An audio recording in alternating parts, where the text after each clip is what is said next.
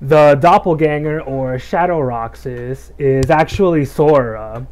The Shadow Roxas appears during the Seven Wonders arc of the Twilight Town. And Shadow Roxas is a manifestation of Sora trying to become one with Roxas. This fight is symbolic of Roxas and his refusal to join Sora. All throughout the game, we see how Roxas refuses to join Sora. Like when Roxas fights Riku in the world that never was, Roxas gets pissed off when Riku calls him Sora. And later in the game, Roxas fights Sora. Roxas challenges Sora, and he questions Sora. So at this point in the game, Roxas is not ready to become one with Sora. And right before this fight, Axel tried to pull Roxas out of the digital world and bring him back to the real world. But Roxas fought Axel off too, because Roxas was not ready to let go of this version of Twilight Town.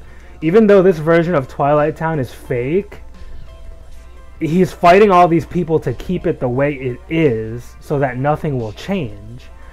Roxas doesn't care if this Twilight Town is fake because it belongs to him, and it doesn't belong to Sora. Even though this Twilight Town is fake, it's part of Roxas' individual identity, and it makes him different from Sora.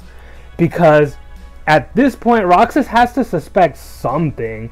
Like, weird stuff has been happening, like time will stop, he'll fall off a cliff and survive, weird monsters are showing up. So he has to know that he isn't a normal boy, and this isn't a normal town. But he still doesn't want to leave, not yet. So he fights the Doppelganger, and he defeats it. Which means that he gets to keep this fake Twilight Town. And he forces Sora to remain asleep. But the Shadow... Yeah, right, because Sora needs Roxas to wake up again.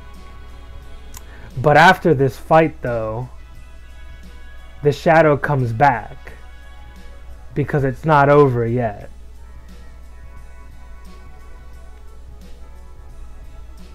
Yeah.